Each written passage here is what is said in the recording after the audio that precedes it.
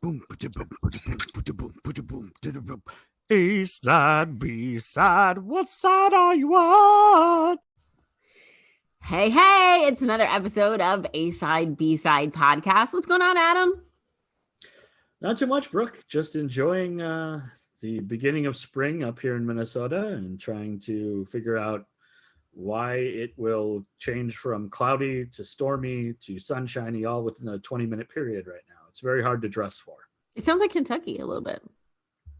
Yeah, spring is weird. I don't know. Even today I was all set to go out and run some errands, and then all of a sudden I got the alert on my phone. It's like rain will start in 15 minutes. And I'm like, but I just looked and it said no rain. Like, what the heck? Can I tell you that I'm having Falcon and the Winter Soldier withdrawals? Because there wasn't a new episode last week. Yeah. It stinks that we got to wait till June for Loki. And then today I saw, I don't know if it was just announced there, or I just saw the video that it's going to be on Wednesdays now. Oh. So new episodes will be on Wednesdays instead of Fridays. They're changing up their formula. You know what? I think it kind of makes sense from like a summer standpoint, because at least up here, like a lot of things will be different on Friday because everybody's going to the cabin for the weekend or traveling, or the summer seems to be Fridays kind of get forgotten. Like I've worked for companies that like didn't have morning meetings on Fridays because everybody was out of town. Yeah. So maybe they're thinking there'll be more opportunity in the middle of the week. I'm excited because it's just another thing for me to watch when I wake up in the middle of the night for no reason. I am looking forward to it. I started this show on Hulu called Cruel Summer. And I've seen a commercial a lot when I'm watching Elementary, but it's really an interesting way they've done it, because each episode is a different day, but it takes place over 3 years. So it might be like they'll say these events happened on approximately June 14th, 1993, 1994, 1995. And then the next episode is like July 4th, 1993. It's always 1993, 94, and 95. It's just the day is different. And so basically kind of jumping around. Yeah. It starts like on, I can't remember the exact day, but it's the main character's birthday. So each part of that episode, or each year, it's the character's birthday, but in a different year. But a lot has changed between the years. So basically the premise of the show, it happens in a small town in Texas, and a popular girl named Kate's abducted, and an unrelated girl, seemingly Jeanette, goes from being the sweet, awkward, kind of outlying, on the outs kind of girl to like the most popular girl in town. But then it flips on her. And so each episode, like I said, the day, the year, so you see her and she's like a nerdy teen, and then she's popular, and then she's not popular anymore. And so you're like trying to figure out like what is going on here. Yeah, so it sounds kind of like Memento, where you're like getting bits and pieces of the story at different times, and not like a linear thing. And you can tell the year by how the character looks and how it's shot. So like, in 93, it's like really bright and chipper and sunny. And then in like 94, it's still bright, but a little toned down. And then in like 95, it's like shot really dark. I do remember 95. It was the year of the eclipse. So maybe that's why it's so dark. The sun was taking a year off. It had a bad year. The Circle finale, I haven't finished it yet, but I am excited to see who wins the $100,000 on The Circle this year. Nice. And Handmaid's Tale is back, which you haven't watched yet. It is. I still haven't watched any of it. I have several friends that are like super excited that it's. In fact, I had one of my best friends rewatched a whole bunch of it in preparation for the new season. But yeah, I don't know. It's daunting. It kind of feels like I had the same challenge with like when everybody's watching a show and you're late to it, and then you feel like you got to catch up, and it just there's like so much to catch up on, and then you kind of just it gets more. They keep more and more seasons, and then you like, oh, now it's 4 seasons, now it's 5 seasons, now it's 6 seasons, and you're like, okay, well, I'm too far behind. So you'll just rewatch Elementary. Well, I haven't watched all Elementary yet. Oh, okay. Yeah, I'm due for a restart of either Longmire or Leverage or White Collar again. So I think I might rewatch Schitt's Creek. It was great. Yeah, that was really good. There is the new show on Peacock that it's not. It only reminds me. Schitt's Creek only reminded me because it's got like a 2-word name and one of them's about water. But I just added it to Rutherford Falls. And I just added it to my queue, but it's like the people who did The Office and Parks and Rec are behind it. And Ed Helms from The Office and what's that movie? The Hangover. The Hangover, yeah. Is like the lead guy. So that's on. Yeah, that's next on my list to figure out if it's any good. And I want to get into it before everybody else does. Well, keep us posted. I have my thing. But yeah, it just came out, and then so that was an update on what Adam's added to his queue, but still hasn't watched yet. That happens like once a week now. Oh, all right. So this also. Oh, sorry.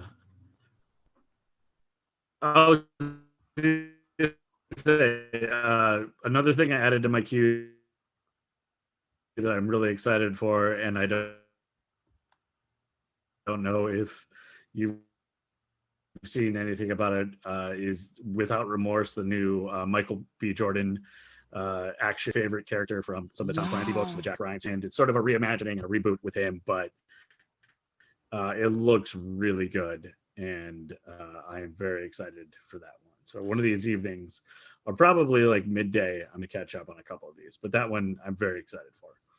I also want to check out the Sebastian Stan movie Monday. That looks really good. He's kind of like, he meets like a stranger and they have this like instant connection.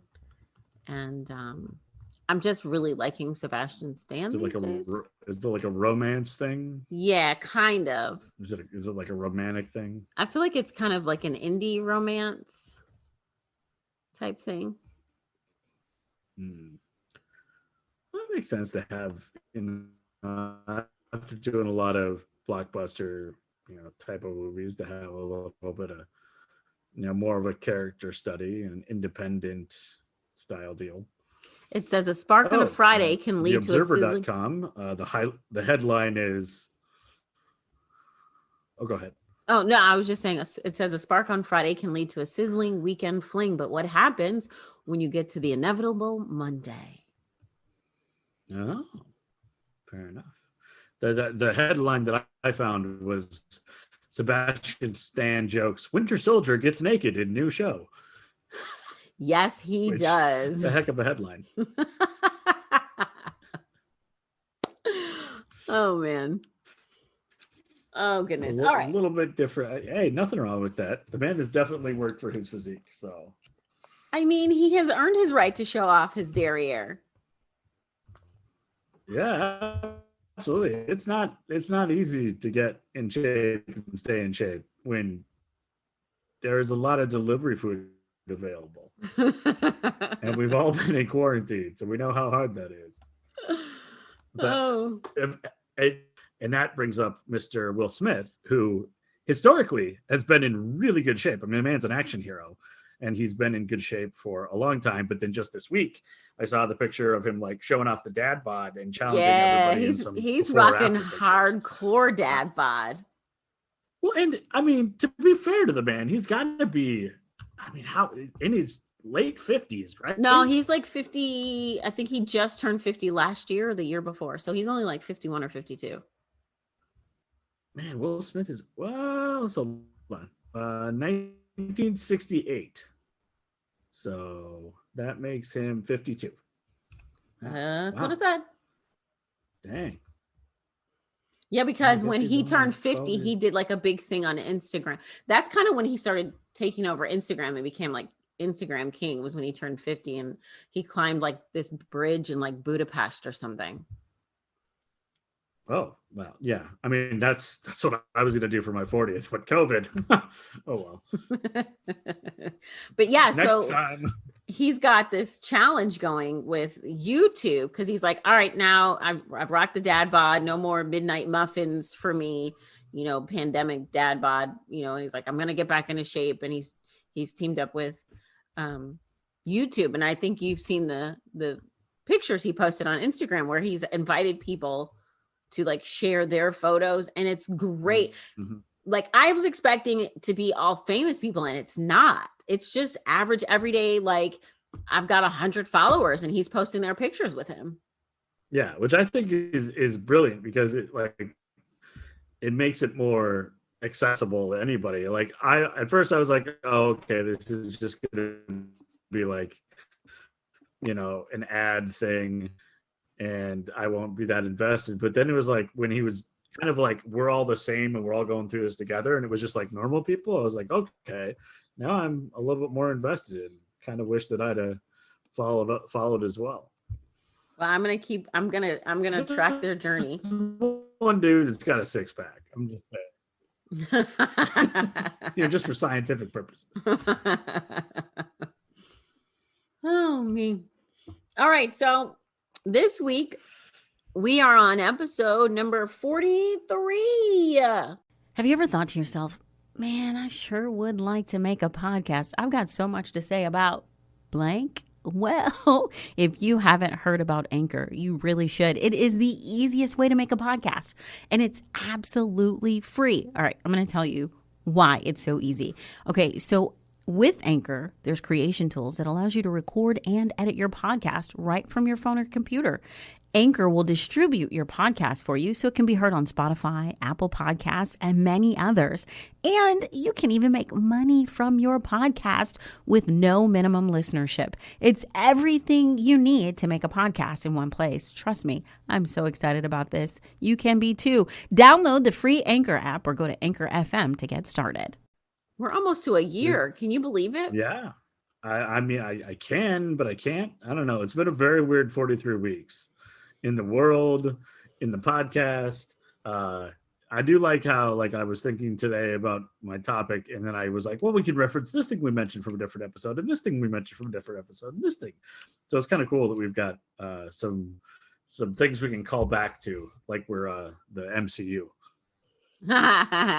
We're dropping little, what is it? Not cookies. We're dropping Easter eggs everywhere. Easter eggs, yeah. What's the Easter bunny over?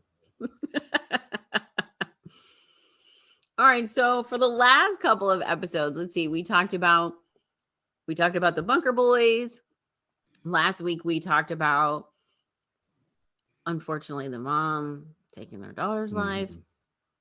What we haven't talked about in a while is a killer couple. Ooh, Bonnie and Clyde style. Oh, I would much rather go up against Bonnie and Clyde than these two. Yeah, Bonnie and Clyde just killed in the course of robbing banks. It wasn't because they were killers. Right. This was like a, symptom. But these two, stay away from them. So we're going to start off talking about the leader of the group, Alton Coleman. So Alton was born on November 6th of 1955 in Waukegan, Illinois, which is about a half an hour north of Chicago. So Alton was the middle child of 3 boys and 2 girls. Alton's oldest sibling was born when his mom was just 14 years old. So his mom worked 3 jobs, one of which, according to police records, was as a sex worker. So Alton lived mostly with his 73-year-old grandmother. Her name was Alma Hosea. And according to his grandmother, his mom, Mary Bates, had no interest in him whatsoever. She's actually quoted in the Chicago Tribune as saying, his grandmother is quoted as saying that talking about his mother, she threw him away just like you'd throw away your garbage. Literally. Alton also, I know. So Alton also never met his father, so he had no idea who his father was. So after being rescued by his grandmother, Alton still had a really rocky childhood. He lived close to his mom, who was abusive, and his grandmother ran a brothel slash gambling parlor out of her home. So according to Congenital Disease Tumblr, Alton's grandmother, Alma, was a voodoo practitioner who would make Alton collect, and by collect, I mean kill, animals for her rituals, along with collecting dirt from cemeteries. So he's living in a brothel slash gambling house. He was literally thrown away. I don't really, I mean, I know we all have a choice in things. I just don't see things going well for his future. And this is another one of those things where if like this was in a movie, someone would be like, well, this is way too, this is so unlikely. Right. Come on. This would never happen in real life. This would never happen. Yeah. And they're like, no, dude, this stuff happens in real life. So Alton is collecting animals for his voodoo grandmother living in a brothel slash gambling house, which, you know, being abused and neglected. I'm sure it wasn't just his mom abusing him if he's in a brothel and there's all these strange people coming through. Yeah. Who knows what kind of nefarious individuals he's interacting with on a daily basis. Right. I mean, that's just my input, but I think it's a pretty good guess, right? I mean, I feel like the audience will accept that theorem. So Alton actually gained the nickname Pissy because he frequently wet his pants at school. It's a horrible nickname, but also very descriptive. He was constantly bullied at school. So that was another reason that led to his, you know, on top of everything else, he's bullied at school. So all of this contributed to his pants wetting, which led to the nickname. So Alton drops out of school by middle school and quickly became well known to law enforcement. His first arrest was for breaking windows in a housing project. His new life as a troublemaker earned him a new nickname. So he put Pissy away and became Big Al. Big Al always carried a knife and had quite a quick temper. In 1973, Alton was charged with robbery, kidnapping, and the rape of an elderly woman in Waukegan. He plea bargained and received a sentence of 2 to 6 years. He served his time at Joliet State Prison. He served 2 years there. So Alton, like a lot of people, you know, some people learn their lesson. Quite a few don't once they get into the system. So he didn't really learn his lesson and he didn't care because his rape robbery spree continues. It should also be noted that Alton was also accused of molesting his fellow inmates at Joliet. Yikes. So in the early 1980s, Alton was arrested multiple times. 2 cases were dismissed with Alton pleading to lesser charges, and he was acquitted in 2 because he convinced the jury that the sex that he had in these situations was consensual. Now you got to think back in the 80s, it's still really hard to have women come forward with rape because, you know, it's just not taken as seriously as it should be, but it is taken more seriously these days than it ever has been before. It was easy for a man to be like, that was my girl. We were in a relationship. And then people are like, okay. As if that couldn't happen within a relationship, which is true.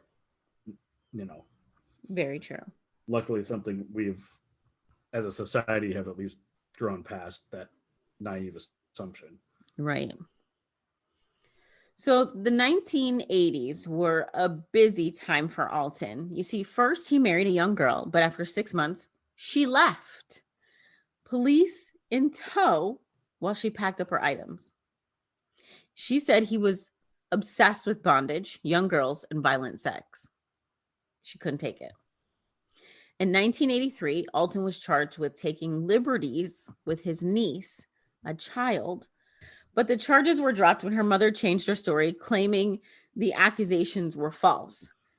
I'm assuming there was no intimidation there whatsoever, right? Not at all. That's hard to believe. I'm sure it was just a, oops, I said the wrong thing. Right, yeah. So soon after this, Alton was out on parole, skipped bail, with his new 21-year-old girlfriend, Debra. Debra was one of 11 children and a high school dropout. And she was considered borderline intellectually disabled. She suffered a head trauma as a child and was diagnosed with dependent personality disorder, making her ripe pickings for Alton. The couple fled Waukegan and ended up in Gary, Indiana. So Alton had become friends with a woman named Juanita Wheat, and on May 29th of 1984, he abducted her daughter, Vernita. So Vernita actually had permission to go with Debra and Alton to retrieve a stereo for Juanita. They took Vernita to Illinois.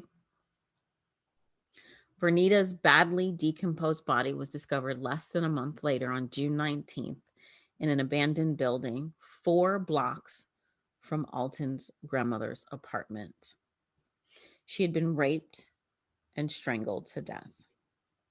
It was Juanita that was able to pick out Alton's photo in a photo lineup. On May 31st of 1984, now mind you, this is kind of in between the time that he has kidnapped Vernita and the time that she's found. Mm-hmm. So on May 31st of 1984, Alton became friends with Robert Carpenter. And after spending the night at his home, Alton borrowed Robert's car to go to the store. But you know that old saying, Dad's going out for milk and never comes home? Alton took the car to the store and never came back.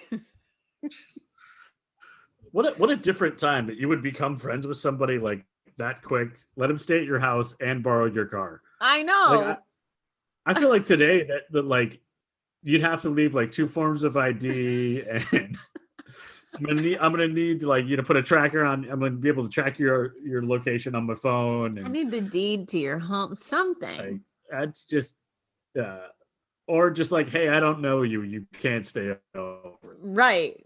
There's an Airbnb Or somewhere. why don't you just get an Uber? So on June 18th of 1984, Alton and Debra kidnapped 7-year-old Tamika Turks and her 9-year-old aunt, Annie, while the girls were walking near their home in Gary, Indiana. The girls were sexually assaulted in a secluded wooded area. When Tamika screamed, Alton unfortunately became even more violent, covering her mouth and then violently stomping on her face and chest before raping and strangling her. Then Alton brutally beat and raped Annie while Debra held her down. He then strangled Annie and left her for dead. Fortunately, Annie had only blacked out. When she came to, she was able to stumble out of the woods, and she was discovered by someone who took her to the hospital. On June 19th of 1984, Tamika Turk's partially decomposed body was discovered. The girl's grandmother, unable to cope, unfortunately took her own life. On that same day, Denise Williams, 25, from Gary, Indiana, disappeared. She was last seen with a nice couple from Boston. On June 24th of 1984, Debra and Alton attacked a woman in Detroit at knife point, demanding that she drive them to Ohio. This smart woman intentionally crashed her vehicle and then fled on foot. That's really smart. I mean, that's really smart. The stolen 1976 vehicle was found abandoned in an alley in Southwest Detroit. On June 28th of 1984, Alton and Denise broke into the home of 62-year-old 62-year-old Palmer Jones of Dearborn Heights, Michigan. Now, mind you, we're in another state. Dearborn Heights, Michigan, and his wife, Maggie. The couple were beaten severely with a club. The phone cord ripped from the wall, and $86 was stolen, along with their car. On June 30th of 1984, Alton and Denise carjacked two men, one of whom was disabled, who they threw out of the vehicle while it was in motion. The other was released. That's not even easy to do. How? I know. So on July 2nd of 1984, another unfortunate couple in Detroit was attacked in their home, beaten severely with a pipe, all while Alton babbled incoherently about, quote, how blacks were forcing him to kill blacks. Alton, as was his MO, robbed the couple and stole $100, which today would be $250. So Alton and Debra then travel to Toledo, Ohio, where they find another couple and assault them in their home, handcuffing and beating them before stealing their car. Alton and Debra then go to a bar in Toledo and try to abduct one of the patrons when a bartender steps in and ends up exchanging gunshots with Alton. Jeez. Right? So on July 5th, the couple befriend another woman named Virginia Temple. Virginia is a single mom with several children. It was after Virginia wasn't heard from for a while, her relatives went to her house to check on her and found her young children home alone and terrified. Virginia and her oldest, 9-year-old Rochelle, had been raped and strangled and left in a crawl space. The same morning as the Temple murders, the pair break into the home of Frank and Dorothy Duvendak, who they bound up with cut up electrical cords. They stole money and the couple's car. Dorothy's watch was apparently stolen as well. Just all about I know. I guess they got to get around. So Dorothy's watch was apparently stolen too because it was found under another victim. So after their encounter with the Duvendaks, the pair end up in Dayton at the home of Reverend Mallard Gay and his wife, Catherine. There's something about them with couples. Yeah. So the two, because, and I'm sure this probably played into it, playing on the fact that this person was a reverend, the couple stay at the house of the Gays overnight. And they even attend church service with them on July 9th before the Gays drop them off in Cincinnati.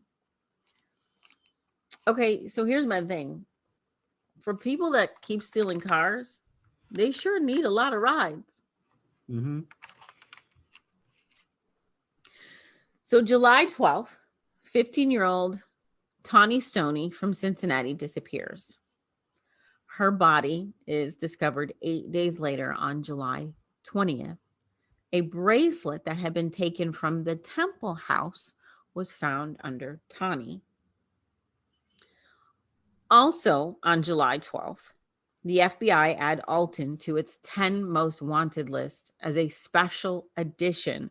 He's number 11. Alton was only the 10th person since the list's inception in 1950 to receive such a prestigious honor. So just before Tawny went missing, the body of Donna Williams was discovered, and she had been strangled with a pair of pantyhose. So around July 14th, the pair bicycle, because like I said, how do they steal so many cars and still need rides? And you know that bicycle was stolen. You know it was. Some poor little kid, they knocked him off the bike. So the pair bicycle to Norwood, Ohio, and end up at the home of Marlene and Henry Walters under the pretense of inquiring about a camper that was in Walters' yard. So Henry goes to find the title for the camper, and Marlene goes to get the pair some lemonade, being a sweet hostess. Alton follows Marlene, hits her with a wooden candlestick to disable her. He then rapes and beats her to death. When Harry returns, he's also beaten, but unbeknownst to Alton, he will survive. Unfortunately, he does have brain damage, but he will be able to, spoiler alert, testify later. Thank goodness. So Alton and Debra stole money, jewelry, shoes, and the Walters Red Plymouth Reliant. They also, wait, get this. They also steal 2 bicycles, clothing, and shoes that did not belong to the Walters, were found in their home. Marlene is the first white murder victim of the pair. On July 16th, the Plymouth was found abandoned in Kentucky. If you've been keeping track, we are now up to 6 states. We started in Wisconsin, moved to Illinois, then to Indiana, to Michigan, Ohio, and now Kentucky. The pair kidnapped Lexington poli-sci professor Oline Carmichael Jr. Poor Oline was walking to his car when they abducted him and drove back to Ohio with him in the trunk. On July 17th, they abandoned the vehicle and Oline in Dayton. Oline, fortunately, was found and rescued by authorities. Alton and Debra then returned to the home of Reverend and Mrs. Gay. And do you think they thanked them for their hospitality? Probably not. No. They beat them. Reverend Gay asks Alton, "Why do you want to do us like this?" To which Alton replied, "I'm not going to kill you, but we generally kill them where we go." The pair then steals the couple's station wagon and heads to Evanston, Illinois. Along the way, they switch cars and they steal one in Indianapolis, killing the car's owner, Eugene Scott. Poor Eugene. There are conflicting reports about Eugene's age. He was in his 70s. Some reports say 75, some say 77, some say 79. The point is, Eugene was in his 70s. They stole his car and they killed him. Poor Eugene was actually found in a ditch in Zionville. His hands had been slashed with a knife and he'd been shot 4 times in the head with a .38 caliber handgun. So this is like the first time they've escalated their weapons. Mm-hmm. So on July 19th, the decomposing, partially nude body of Tawny Story was found. That poor sweet child had been raped, and Tawny had also been shot in the head twice. So now authorities have an idea of who is committing these crimes. And Alton's grandmother, who is in Waukegan, issues a taped appeal. "Alton, please," I'm quoting, "Alton, please, in Jesus Christ's name, for God's sake, give yourself up so you can go and get well. Please, you're killing me. I'm worried to death." On July 20th, while in Evanston, the pair were walking down the street when a car driven by someone from Alton's child neighborhood happened to pass them and recognize them. The man immediately pulls into a gas station because there weren't cell phones back in the 80s, kids. Right. And calls the police, informing them that the couple was in town. So the police then discover, through some investigation, that the couple was at a nearby park watching a basketball game. Nothing like a good old pickup game of, basketball to distract you, from all the killing. Do you think he was like waiting? You need some downtime. Right. Do you think he was waiting to be like, come on, man, I'm a killer on the court? Okay, I'm sorry. That was bad. I'm so sorry. I'm so sorry. I'm sorry. The pair were then, the police come upon them in the park. The pair are arrested and taken into custody without a fight. A .38 caliber snub-nose revolver was found on Debra. 2 blood-stained knives were also found on the couple. They also found a shopping bag full of T-shirts and caps. They had changed caps and T-shirts every 3 to 4 blocks as they walked, so they wouldn't be recognized. They were taken. A bit overkill, don't you think? And it didn't even work. Fortunately, it didn't work. So the pair's taken to the Evanston police station where they were ID'd by their fingerprints. Finally, their 7-week reign of terror ends.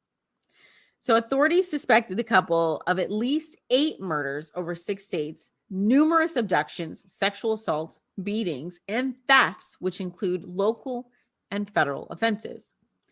Ohio was first at bat after a meeting involving all the states, all 6 states. All 6 states got together and had a meeting to decide who was going to get to them first. Do you know how terrible you have to be to get 6 different states to be like, no, I'm first. No, okay, rock, paper, scissors. Well, come on. And the fact that they came to an agreement when, how often do states agree on anything, let alone crimes this big? Like, everybody wants to be the first one to get him. Right. So I don't know if they drew straws or, like I said, rock, paper, scissors. I don't know how it was decided, but Ohio wins and they're first up at bat. Michigan was ruled out because they didn't use capital punishment. They didn't have capital punishment in Michigan. So they were like, no, you're out, Michigan. Get out of here. Ohio has much harsher punishments. So U.S. Attorney Dan K. Webb said, quote, "We are convinced that the prosecution can move quickly and most likely result in the swiftest imposition of the death penalty against Alton Coleman and Debra Brown. Before the trials began, the couple signed documents entering into a common law marriage." So now they are Mr. and Mrs. Coleman. So Ohio convicts Alton and Debra for the rape and murder of Tawny Story in Cincinnati and Marlene Walters in Norwood, but unfortunately not for the rape and murders of Virginia and Rochelle Temple in Toledo. The pair, as a result, were sentenced to death in Ohio. The couple was also sentenced to death in Indiana for the murder of Tamika Turks, and Alton Coleman also received a death sentence in Illinois for the murder of Vernita Wheat. Alton became the first person to ever receive the death sentence in 3 different states. Damn. I guess if he wanted notoriety, he got it. Not the good kind, though. Yeah. Not an award you want to win. No. So Alton's case went to the U.S. Supreme Court several times between 1985 and 2002, arguing that his conviction and sentence were unconstitutional. The judges did not agree. Alton's sentence relating to the Tawny Story case was overturned in a separate hearing. His death sentence in relation to Marlene Walters was upheld. In addition to those sentences, he also received 20 years for transporting Oline Carmichael Jr. across a state line. During Debra's sentencing phase in Ohio, she passed a note to the judge that said, quote, "I killed the bitch and I don't give a damn. I had a lot of fun out of it." She took full responsibility for the death of Marlene Walters. Despite her confession, Alton still received the death penalty. It was an ongoing fight for 18 years, but despite this, Alton is still scheduled for, or was still scheduled for execution, which did take place on April 26th of 2002. For his last meal, he ordered a well-done filet mignon smothered with mushrooms, fried chicken breasts, a salad with French dressing, a sweet potato pie topped with whipped cream, French fries, collard greens, onion rings, cornbread, broccoli with melted cheese, biscuits and gravy, butter pecan ice cream, and a cherry Coke or butter pecan ice cream. Oh, yeah. Just to wash it all down. The prison didn't actually have the filet. All of the other food came from the prison kitchen except the filet and the ice cream. On April 26th. Yeah, and then he well done filet. Who gets a well done filet? Who gets a well done filet mignon? That's just add that to his crimes. So on April 26th, repeating the Lord's Prayer, the Lord is my shepherd, Alton Coleman was executed by lethal injection at the Southern Ohio Correctional Facility in Lucasville. Due to how many victims and families that came, the prison had to set up a viewing venue outside of the prison to watch over closed circuit television. Reginald Wilkins, who's the director of the Ohio Department of Rehabilitation and Correction, said that Alton did not directly express remorse for the deaths, but admitted to what he's done in his own convoluted way. That's a quote. Alton is buried at the Warren Cemetery in Lake County, Illinois. Debra, who was sentenced to death, had her sentence commuted to life by Governor Richard Celeste in 1991. In commuting her sentence, her low IQ, which is said to be between 59 to 74, and her, quote, master-slave relationship with Coleman were cited. Debra was one of 8 Ohio death row inmates, including all 4 of Ohio's female death row inmates, to have their sentence commuted by Governor Celeste, who was a staunch opponent of capital punishment, a week before he left office. Debra was initially really unrepentant for her crimes, but while serving behind bars, she's become extremely religious. And in 2005, she made a video apologizing to her victims. She is currently at the Dayton Correctional Institution serving life without the possibility of parole. Some authorities believe that the pair targeted Black victims because they knew they would blend better in Black communities because the crimes lacked racial motive. John E. Douglas, a retired FBI profiler, if you know anything about FBI profiling, that name is so familiar to you. He wrote The Anatomy of Motive, and he writes that Coleman, in the middle of a vicious sexual assault, went into practically an incoherent tirade about how Blacks were forcing him to rape and murder other Blacks, as if that could somehow explain and justify his actions. That was his quote.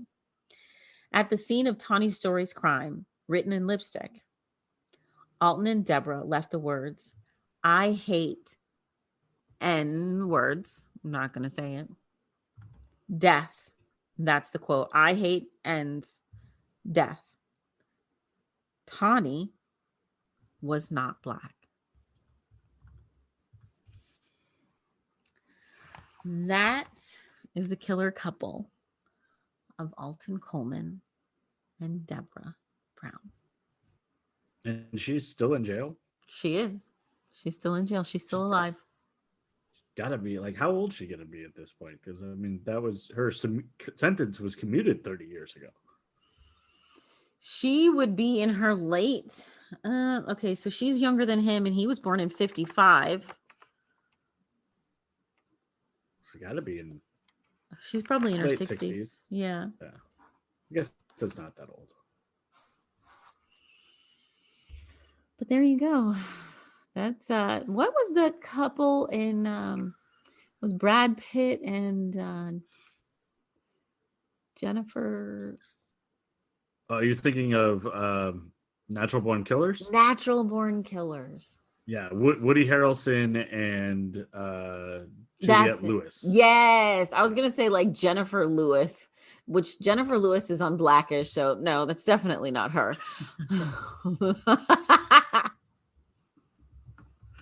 That one was an intense film. Yeah, it was. Yeah, it was. This kind of gave me those vibes though, because they just were like, "Woo, let's just go kill."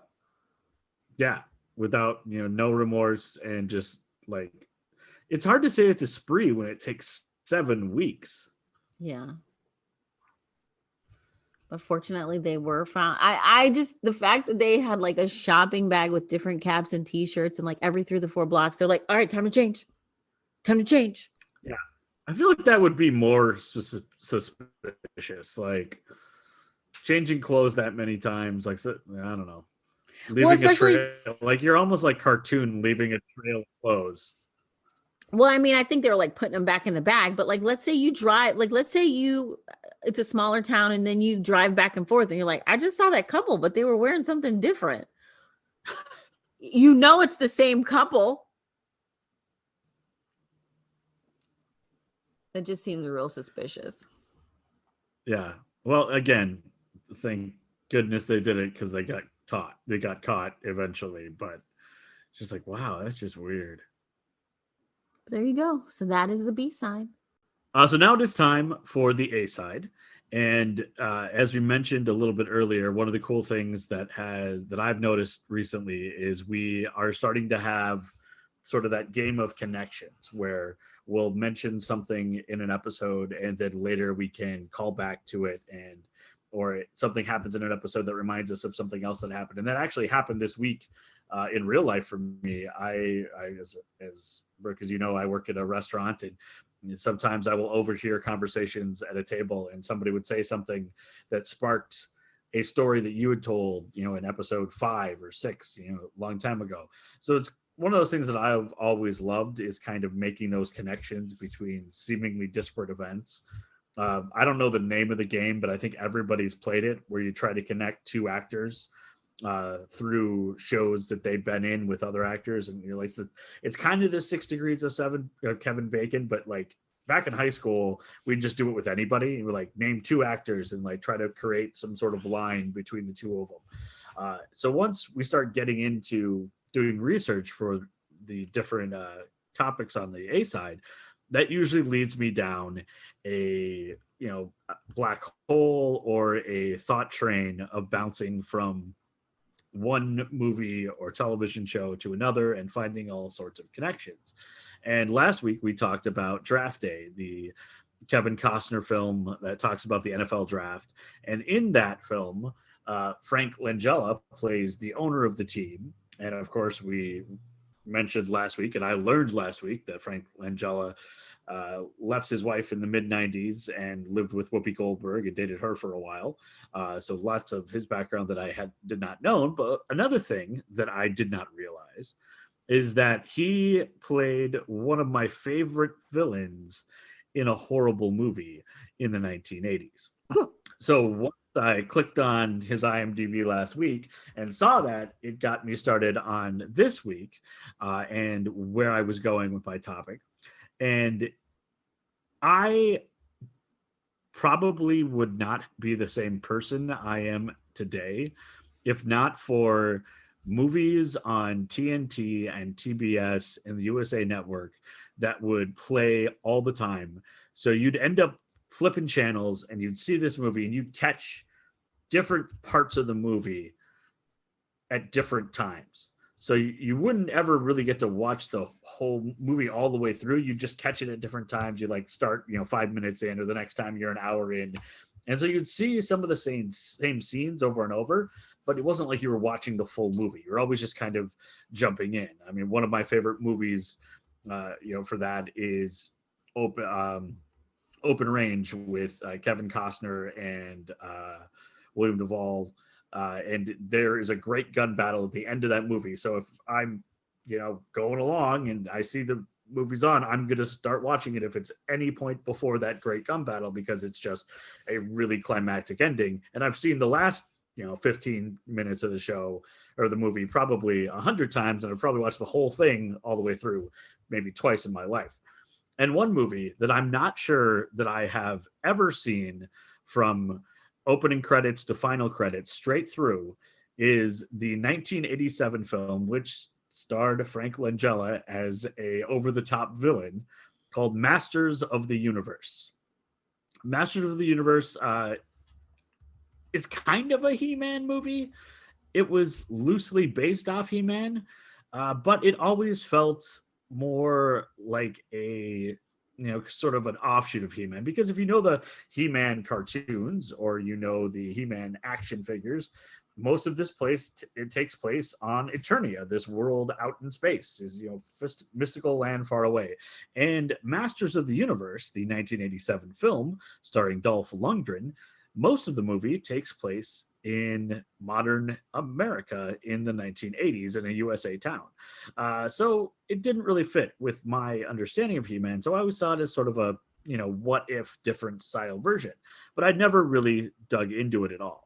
But every time it came on, I would end up watching it over and over, pretty much simply because Skeletor, played by Frank Langella, was outstanding. And there was a very young Courtney Cox as the lead heroine, and another gentleman who I have always had a weird dislike for ever since I saw Star Trek Voyager, and he played Lieutenant Tom Paris, and his name is Robert Duncan McNeil. He hasn't had a huge career, but for some inexplicable reason, I just I dislike him. So I think I hate watch the movie because he sort of plays a buffoon in Masters of the Universe.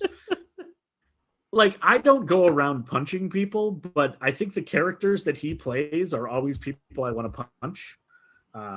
So it's it's like that mystical universe. If there were no consequences for punching people, you would punch Lieutenant Tom Paris. Absolutely, he's on this. So this guy just has one of those faces that irks me, which is so vain and not okay. But I'm working through it. Anyway. Most of Masters of the Universe takes place in modern America for one very simple reason: money. Masters of the Universe was promoted to the studio as sort of a Star Wars-like adventure. And they would have this, hero that comes from outer space, and they would be able to create this big blockbuster film. However, the guys that were promoting the movie and made the movie didn't actually have any money to make a blockbuster. The entire film, the budget was $17 million, and they cut costs everywhere they could. And one of the main things that they did to do that was set most of the movie in modern America. So they didn't have to build sets for Eternia or costumes or have a lot of expensive special effects, even though special effects were not great in the 80s. They hardly had any, and the ones they have are really bad. They actually cut out two major characters out of the He-Man universe for the movie. Of course, there is no Battle Cat, the giant green tiger with orange stripes in the saddle, the war beast that He-Man rides into battle. That's not in the movie at all. And they replace one character with a brand new character named Gwildor, who looks like he dropped right out of Willow, because the actor Billy Barty, who plays him, pretty much played a very similar character in Willow. And they drop him in as a way to save on money with costumes and not have any visual special effects as well. So the story comes, Dolph Lundgren, playing He-Man, gets kicked out of Eternia because Skeletor has taken over Castle Grayskull, and he gets sent to Earth, where then Skeletor sends people to come and get him. If that sounds a little familiar, this blonde superhero guy getting kicked out of his alien planet far away and ending up on Earth and partnering with some humans to try to get back to his alien world. It sounds a lot like E.T., but it's also pretty much the exact plot of Thor, the Marvel MCU movie that came out and started the whole Thor trilogy, which will now be 4 movies in just a few years with Love and Thunder. Dolph Lundgren is not nearly as charming as Chris Hemsworth. His script also doesn't give him a lot to work with. He actually pushed for more fighting scenes in the movie because he felt more comfortable fighting than talking. He was very concerned that his Swedish accent would make it hard for people to understand him. So his agent within his contract negotiated that he would be able to record his lines 3 different times so he wouldn't be dubbed over. One of his biggest fears when he took the role is that, much like Arnold Schwarzenegger when he was younger, somebody would dub over his lines, and he felt that would be very embarrassing. So he negotiated into his contract that he got to 3 shots at recording everything. Turns out the studio was running out of money, and so they actually shut down filming 3 days before everything was filmed. And the directors had to beg to be able to film the final battle so they could actually finish the movie.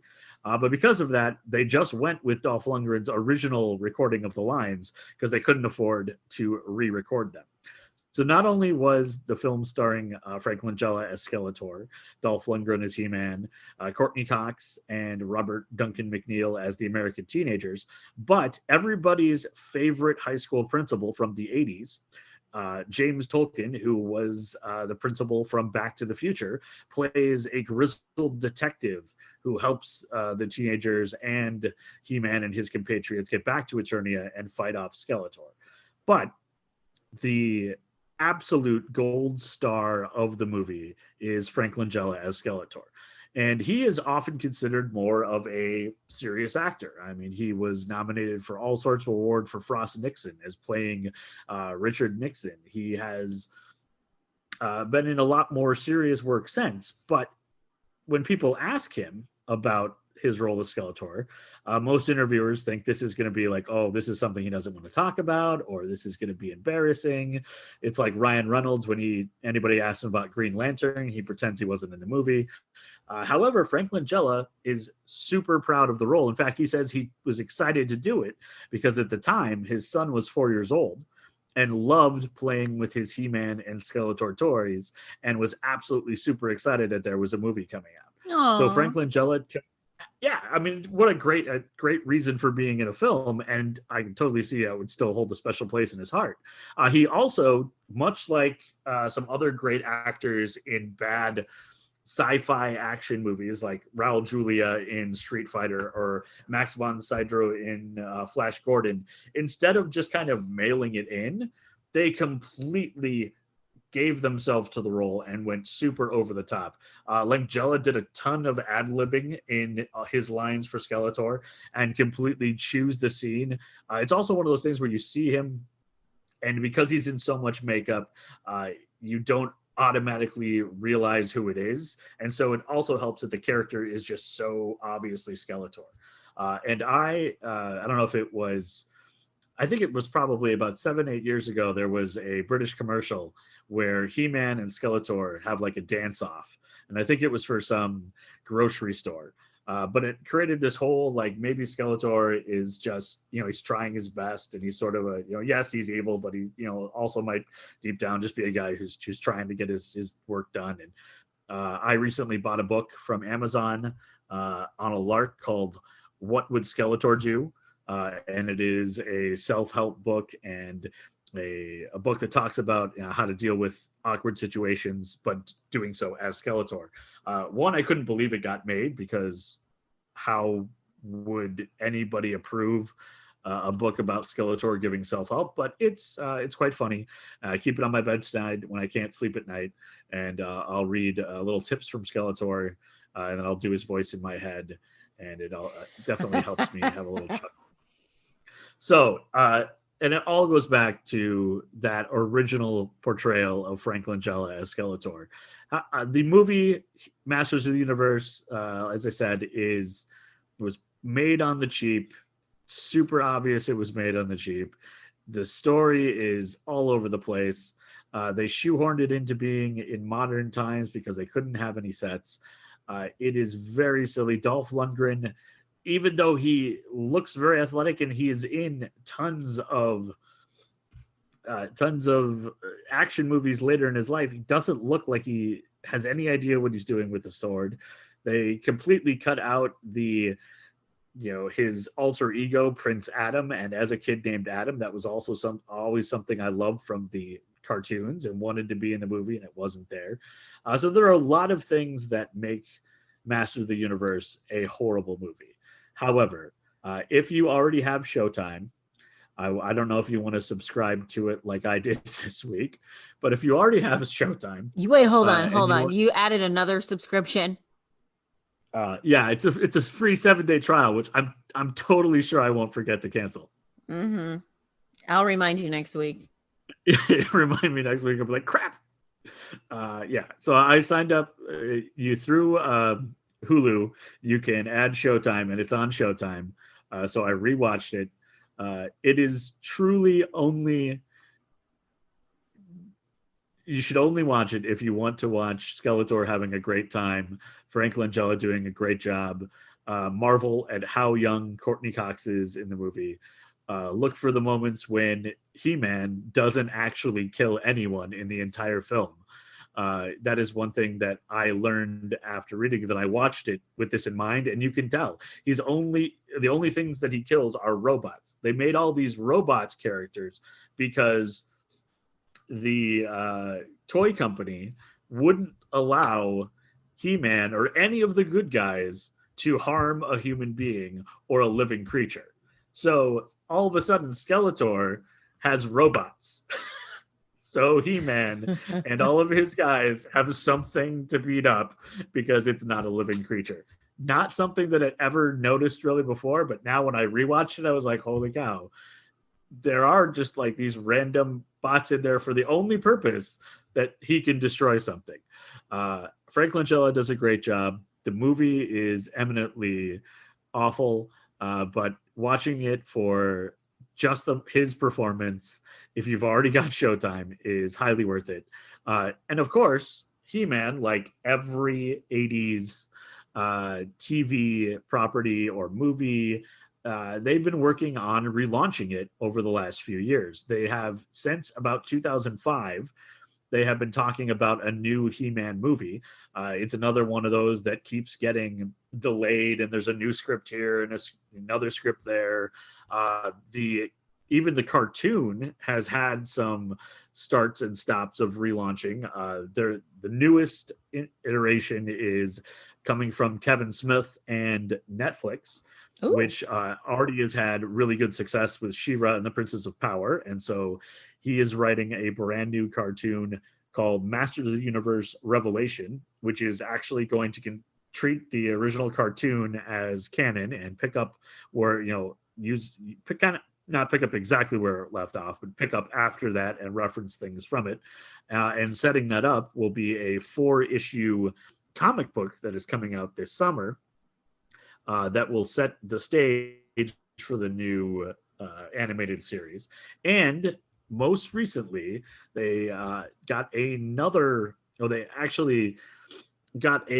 was an actor linked to play He-Man who has left the film. And they also lost their supposed movie date, but the date for the release in 2023.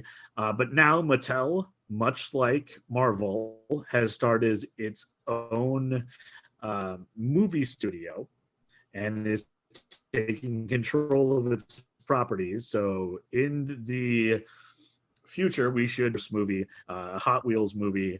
So we'll see if these things actually come to pass. I would think that if we get a He-Man movie, we're going to get a She-Ra movie, but who knows?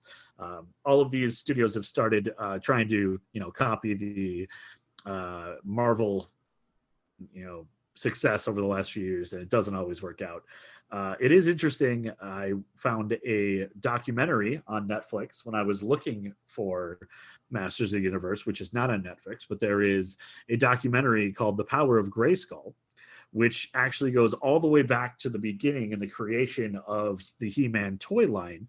And it's a unique thing. Most toys, even today, most toys are inspired by something else, whether it's a book or a movie or a TV show or a cartoon.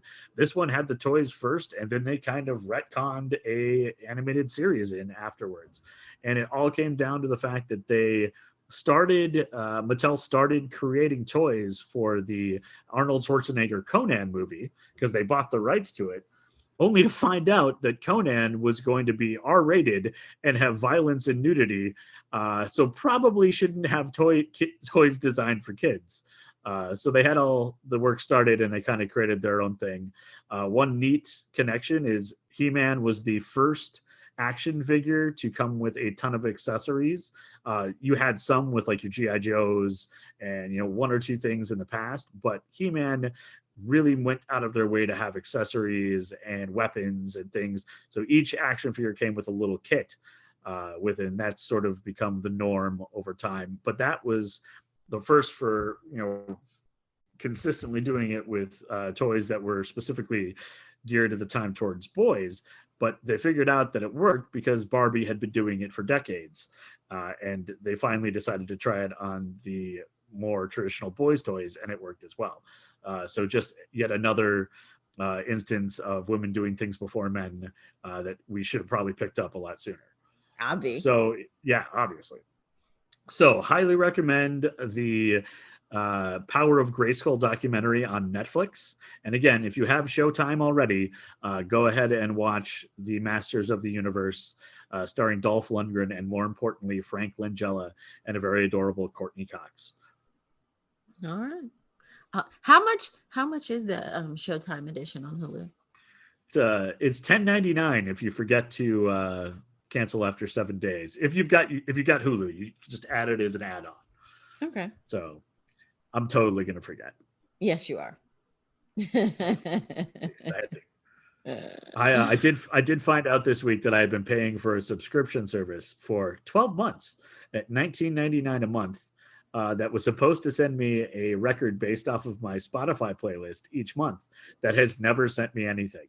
So there have already been a series of strongly worded emails to that group, but it took me 12 months to notice I was spending $20 a month for nothing.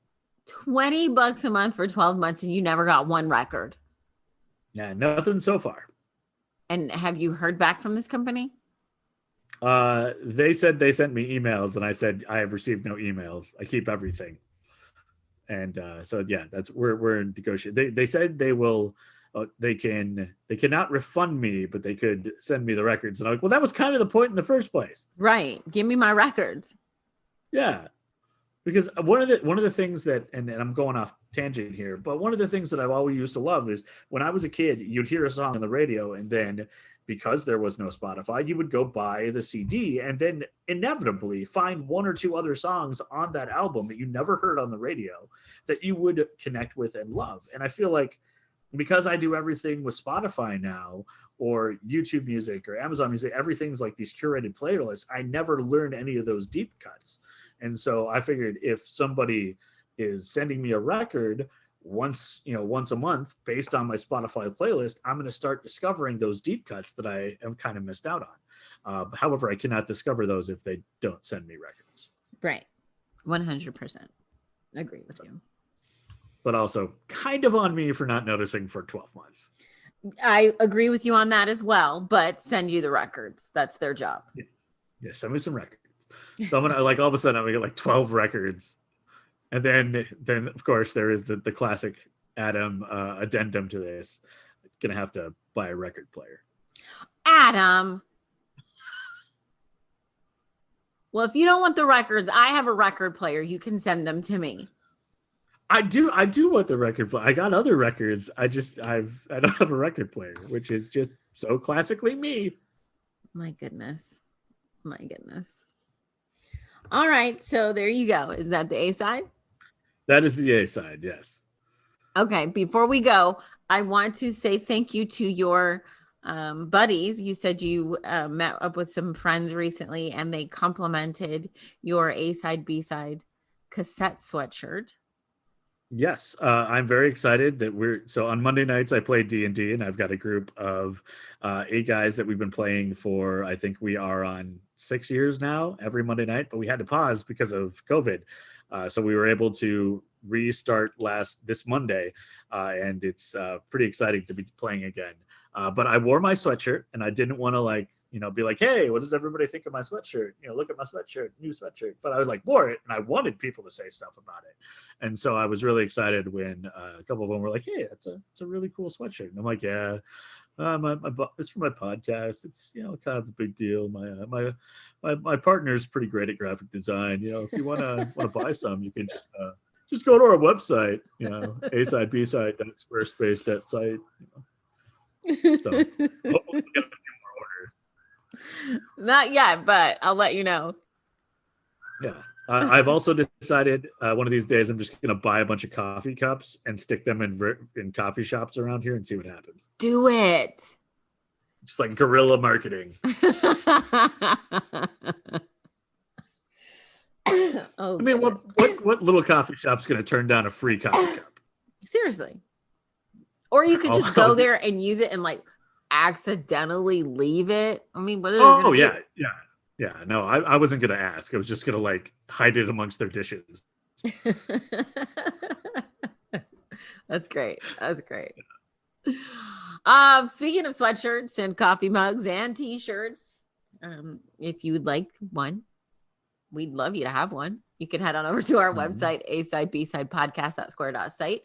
Also over there, we'll have all of our sources for our stories. We'll have photos, we'll have the links. And there's also YouTube. We always put our YouTube videos on there. Speaking of, we have a YouTube, we have Facebook, we have Instagram, we have, what am I missing? Twitter as well. And if you, and I usually talk about the entertainment on the A side, but I would be remiss to not mention that, Brooke, you have a new opportunity that you are doing about entertainment news that we should link as well. If you are interested in news and rumors about the entertainment world, Brooke has a new YouTube channel that she is affiliated with as well. So check that out.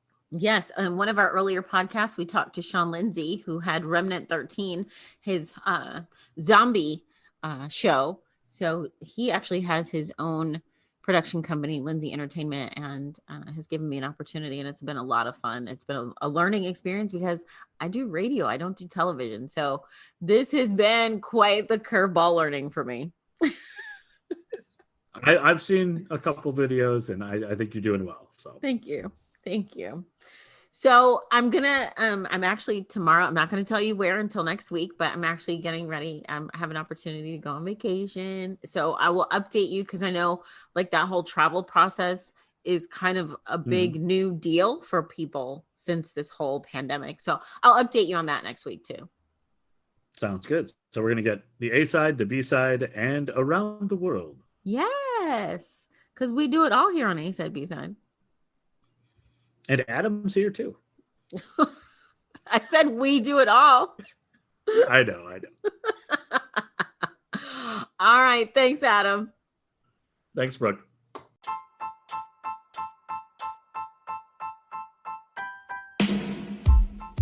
This is Kevin Armstrong, your host for Movie Battle. Each episode, we take 2 films and put a superfan of each against one another to decide which one is best. The only rule we have is that you come correct. If you're interested in being a guest on Movie Battle, please check us out on Facebook, Instagram, or Twitter.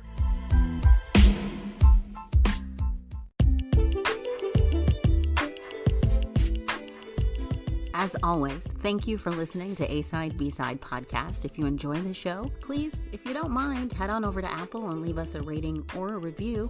And if you'd like to continue to support the podcast, you can do so by heading on over to Patreon, or you can buy us a coffee, as well as buying merch on our website, asidebsidepodcast.square.site. From Adam and I at A-Side, B-Side podcast, please remember to wear your mask, social distance if you're around people that don't live in your household, and just be safe and happy. Thanks again from us here at A-Side, B-Side podcast.